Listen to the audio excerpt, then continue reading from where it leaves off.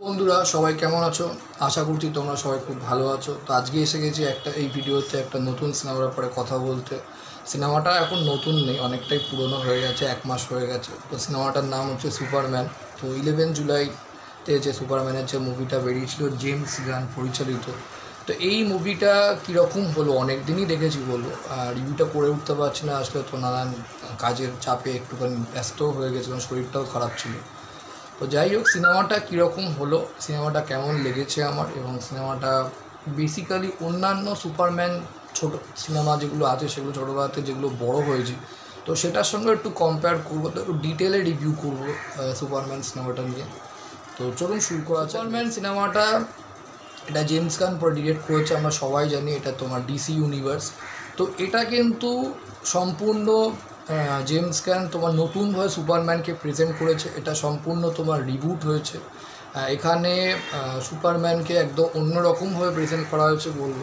আর সবচেয়ে বড় কথা, এখানে আমরা সাধারণত ছোটোবেলা থেকে যেরকম সুপারম্যানের সঙ্গে যতগুলো আজ পর্যন্ত হলে মানে থিয়েটারে এসছে, বা সুপারম্যানের যতগুলো সিনেমা রিলিজ হয়েছে এখনো পর্যন্ত, যেরকমভাবে আমরা সুপারম্যানকে দেখে এসেছি তার থেকে অনেকটাই আলাদাভাবে সুপারম্যানকে এখানে জেমস গান পরিচালনা করেছে।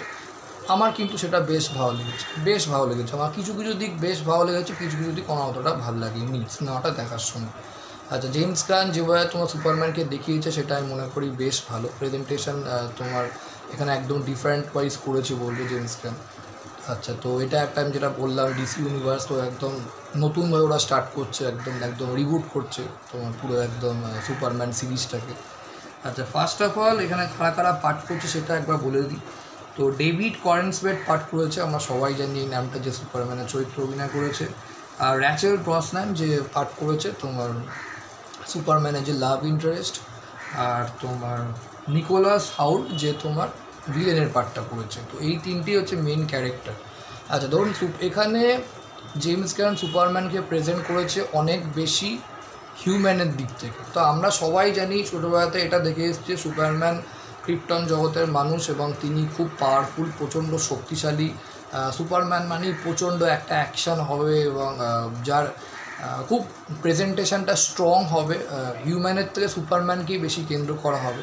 কিন্তু এখানে সুপারম্যানেরও একটা মন আছে, এবং সুপারম্যানেরও যে একটা ইমোশনস দিক আছে, এবং সুপারম্যানের যে সে যে এত মানে মানুষ বিপদে পড়ে তাদের রক্ষা করে, তাদের যে কী ধারণা সুপারম্যানের প্রতি, সেই দিকটা এখানে তুলে ধরেছে তোমার জেমস গান। সেটা কিন্তু খুব ভালো একটা দিক আমি বলবো।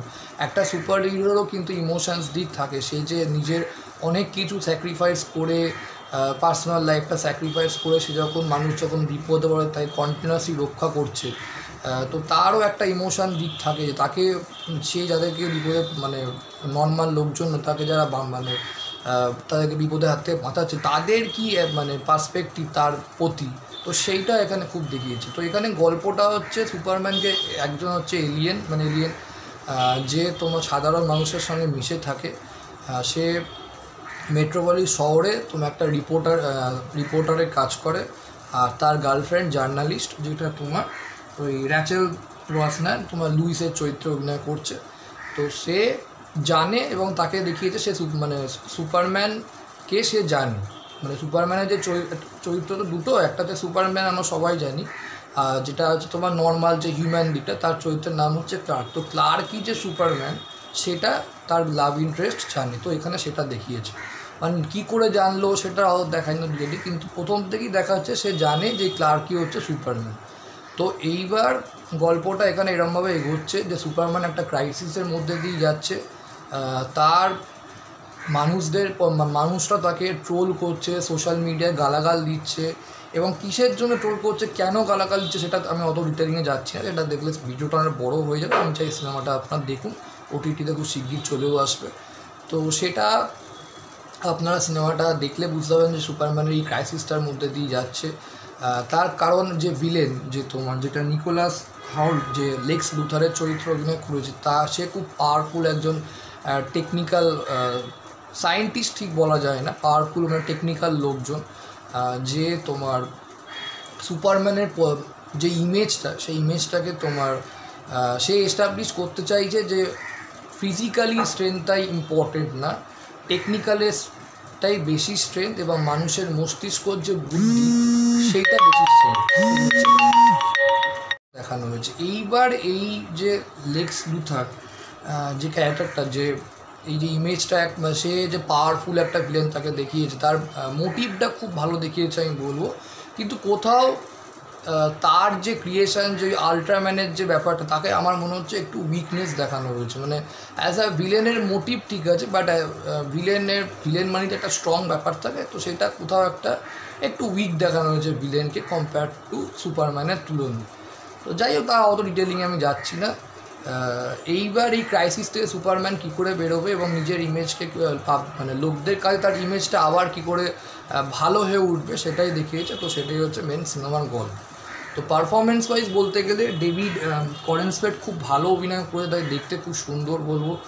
আমি মনে করি ক্রিস্টোফার রিভ ওরা অনেক মাস্কুলার ছিল। ক্রিস্টোফার রিভ তো মারাই গেছে, কিন্তু আমি যেহেতু ছোটোবেলা ওটা আমরা সবাই এটা চাইল্ডহুড নস্টালজিক ব্যাপার, যেহেতু প্রথম সুপারম্যান। দেন ব্রেন্ডন রাউথ করেছিল সুপারম্যান রিটার্নস, তারপর করলো হচ্ছে Henry Cavill Man of Steel আর Dawn of Justice, and then এইটা। তো এর লুকসটা না খুব হিরোইক লুকস হয়েছে, মানে এই লুকসটা দারুণ, মানে একদম একটা মানে সুপারম্যান ছাড়াও একে যদি কোনো হিরোইজমে অ্যাকশান কিং মানে অ্যাকশান হিসেবে একে প্রেজেন্ট করা হয়, আমার মতে খুব ভালো লাগবে। এই লুকসটা দারুণ আছে বলবো।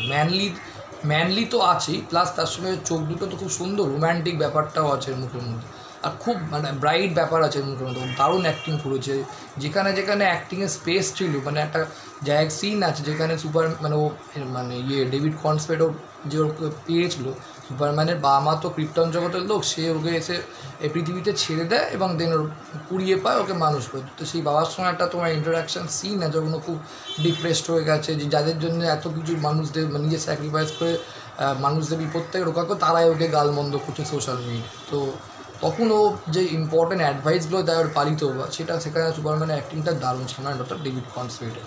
আর বাকি যে অ্যাক্টিং যারা করেছে, র্যাচেল ব্রসনানকে, নিকোলা থর, প্রত্যেকেই অ্যাক্টিং পারফরমেন্স ওয়াইজ খুবই ভালো পার্ট করেছে বলবো। আর সিনেমাটোগ্রাফি খারাপ না, অ্যাকশান জেনারেল মুভি যেহেতু, এটা খুবই যথেষ্ট ভালো সিনেমাটোগ্রাফি হয়েছে।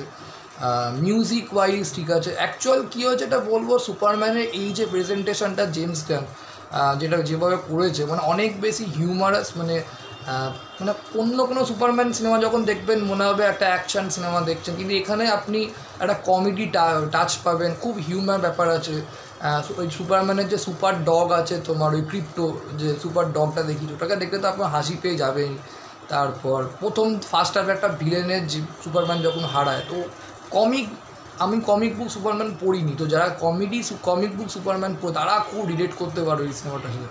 মানে এই খুব কালারটা যেভাবে সেট করেছে, কালার প্যালেটটা খুব ভাইব্র্যান্ট এবং খুব কালারফুল, খুব একটা মানে মানে কী বল, অ্যাকশানে ওরিয়েন্টেড যেরকম সিনেমা সাধারণত সুপারম্যান লোকে দেখে থাকে, তার থেকে অনেকটাই ডিফারেন্ট, ভাইব্রেন্ট এবং খুব কালারফুল ইয়েছে। এবং কমিক মানে দেখে মনে হয় একটা কমিক বুকের ব্যাপারটা ফিল পাচ্ছে, ওই ভাইবটা পাবেন, কমিকের ভাইবটা পাবেন। যারা সুপারম্যান কমিক বুক পড়ে থাকেন, তাদের আমি মনে করি খুবই যাকে বলে ভাল লাগে বলবো।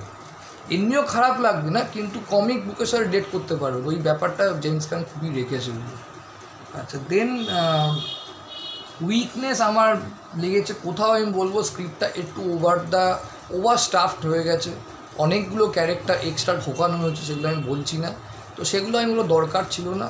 আর আমার মনে হচ্ছিলো একটু বেশি কোথাও যেন কালারফুল হয়েছে, কি ওই কালারফুল মানে ক্যাটক্যাটের ব্যাপারটা তো এসে গেছে, মানে একটু চাইল্ডিশ ব্যাপারটা, কালারফুল ব্যাপারটা একটু বেশি হয়ে গেছে। এটা একটু যদি কমানো হতো তাহলে অতটা চাইল্ডিশ দেখতে লাগতো না, এই হচ্ছে। তো সেখানে আমার একটু হয়েছে, কিছু মিডিয়ার দুটো জায়গার মধ্যে মিডিয়া নিয়ে একটা তোমার ঝামেলা, সেগুলো একটু বেশি প্রেজেন্ট করা হয়েছে, এগুলো না দরকার ছিল না আমি বলবো। তো আদারওয়াইজ নইলে কিন্তু সিনেমাটা খারাপ না। যারা সুপারম্যানের সিনেমা দেখতে ভালো লাগে, বা যারা তোমার সুপারম্যানের যারা ফ্যান, বা যারা বলবো সুপারম্যানের কমিক বই পড়েছে, তারা কিন্তু বেশ ভালো লাগে, তারা রিলেট করতে পারবে।